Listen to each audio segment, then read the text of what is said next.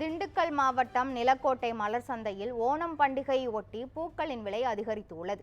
இது குறித்த கூடுதல் விவரங்களை செந்தில் முத்துவிடம் கேட்கலாம். செந்தில், முழுமையான விவரங்கள் என்ன? பதிவு பண்ணுங்க. கிருஷ்ணவேணி, திண்டுக்கல் மாவட்டம் நிலக்கோட்டை மலர் சந்தை தென் தமிழகத்தில் பிரசித்தி பெற்ற மலர் சந்தைகளில் ஒன்றாகும்.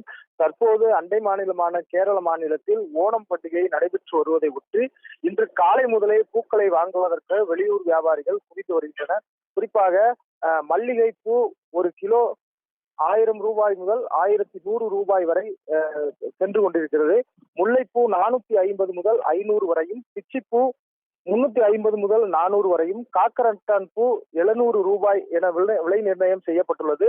செவ்வந்தி பூ 200 ரூபாய், பட்டன் ரோஸ் 250 ரூபாய், கோழிக்கண்டை பூ 60 ரூபாய், அரளிப்பூ 300, செண்டுமல்லி 50, பட்டன் ரோஸ் 100, பன்னீர் ரோஸ் 150, வாடாமல்லி 40, கனகாம்பரம் அதிகபட்சமாக 1200 ரூபாய்க்கு விற்பனையாகிறது. மறிக்கொழுந்து, மருகு, துளசி ஆகியவை 150 ரூபாய்க்கும், தாமரை பூ ஒரு பூ 330 என்கிற அடிப்படையில் விலை நிர்ணயம் செய்து தற்போது நிலக்கோட்டை மலர் சந்தையில் விற்பனையாகி கொண்டிருக்கிறது.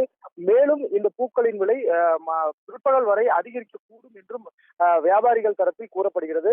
இன்றைய தினம் ஓணம் பண்டிகை நடைபெற்று வரக்கூடிய சூழ்நிலையில் இந்த வீடுகளில் இன்று இரவு வரை மலர் அலங்காரம் செய்து பண்டிகையை கொண்டாடுவார்கள் என்றும் கூறப்படுகிறது. எனவே மலர் விலை என்பது பிற்பகல் வரை விற்பனையாக கூடும், அதிகரிக்கவும் வாய்ப்புள்ளதாகவும் தெரிவித்திருக்கின்றனர் கிருஷ்ணவேணி.